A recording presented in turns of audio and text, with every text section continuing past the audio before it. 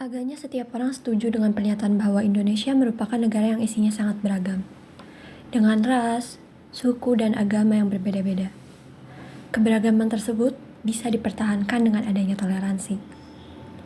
Barangkali hal itu yang menjadi alasan kami mengunjungi Masjid Cengho pada Modul Nusantara kali ini. Muslim Tionghoa. Unik bukan?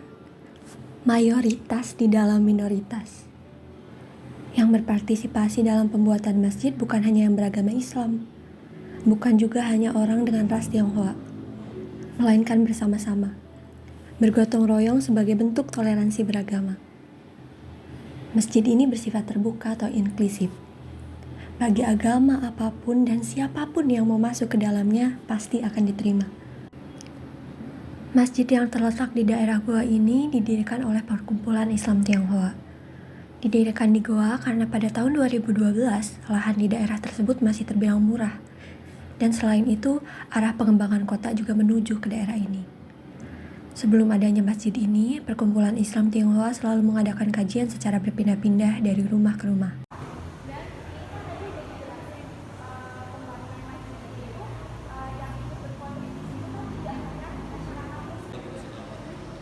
Sebelumnya perkenalkan nama saya Osman Kalamudin, asal dari Ternate dan asal kampus itu dari Universitas Hairul Ternate, Prodi Manajemen Fakultas Ekonomi dan Bisnis.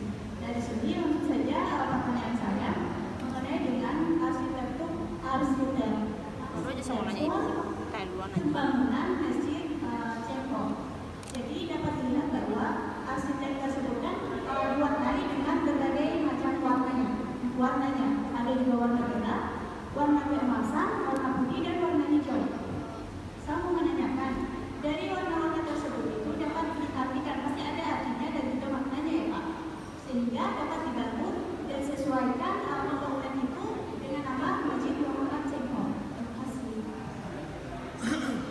Soal arsitektur Masjid Muhammad Cengho ini, jangan terkecoh dengan pandangan kasat mata teman-teman semua. Jadi Masjid Cengho ini tidak hanya arsitektur Tionghoa. Secara garis besar dia seperti arsitektur Tionghoa. Perhatikan pintunya Masjid Cengho. Nantilah ya kalau ada keluar, coba lihat pintu, kemudian roster ini yang yang diantara dua pintu, yang diantara pintu itu. Jadi pintu Masjid Cengho itu pintunya adalah arsitektur Turki atau Timur Tengah.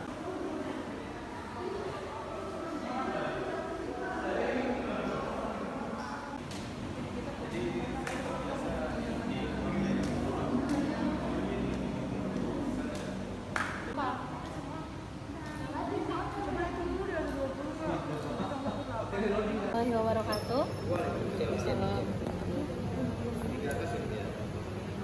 Perkenalkan, nama saya Alina Diana dari Institut Ilmu Sosial dan Manajemen Setiami, Bekasi. Saya izin bertanya, sebelumnya Bapak bilang bahwa para mu'alaf itu kan sebelumnya tidak ada tempat untuk melakukan ibadah dan lain sebagainya, dan sering berpindah-pindah masjid atau musola gitu. Kenapa sih Pak lebih memilih untuk membangun sebuah masjid dibandingkan untuk mengembangkan salah satu masjid yang pernah didatangi gitu? Terima kasih ya. La taqumus sa'ah hatta yatabahau an-nasu fil masajid. Tidak akan datang hari kiamat sampai manusia itu berbangga-bangga dengan membangun masjid. Maksudnya apa? Kalau menurut yang saya pahami dari hadis itu, bahwa esensi dari bangun masjid itu adalah sebenarnya sebagai rumah bagi umat Islam. Saya dari Padang. Saya ingin bertanya Pak, saya sejujurnya masih penasaran bagaimana masjid ini dibangun gitu. Karena tadi Bapak bilang masjid ini dibangun karena keresahan masyarakat Tionghoa Muslim karena tidak adanya tempat untuk berkumpul. Saya mau tanya, apakah pembangunan masjid ini itu ada nilai historis gitu? Kenapa ditempatkan di sini? Karena saya lihat di sini pun nggak ada sunat gitu, kayak ada cuma tahun kayak cuma jalan dan gitu. Cukup. Wassalamualaikum warahmatullahi wabarakatuh. Jadi tempat memang tempat berjumpa, tempat ngobrolin apa-apa tentang kehidupan, tentang apa. Jadi selain yang ilahiyah, yang anasanya penting juga untuk dipikirkan. Makanya kenapa berjamaah? Jamaah itu kan berkumpul ya Pak. Mudah-mudahan kita teman-teman jadi takmir bisa memikirkan konsep itu. Tidak ada lagi masjid yang banyak sekali dilarang, sampai larang anak kecil ribut. Apa yang namanya juga anak kecil ya? Dilarang apa dan seterusnya.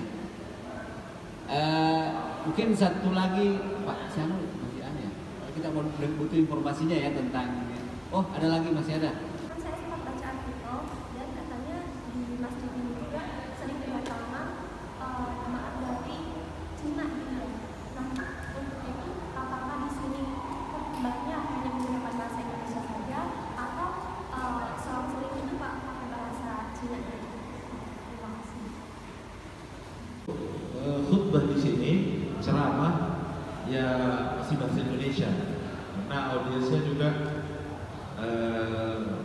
bahasa Indonesia, kebanyakan adalah orang Indonesia. Untuk sementara sesi obrolannya selesai dan saatnya kita masuk di sesi istirahat dan makan.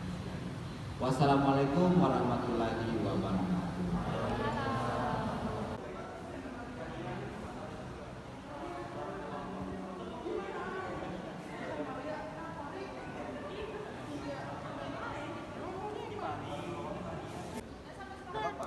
Tadi kamu mau mie ayam bakso?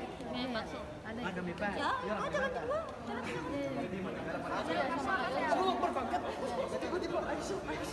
Hah? Buru mau tutup ini. Ada mau ngocet. Datang bantuin.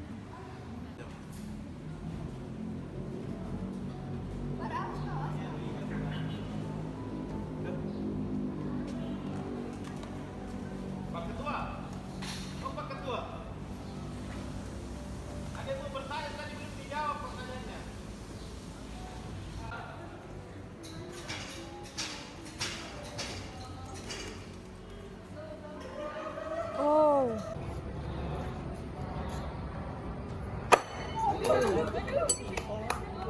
Pakai emosi.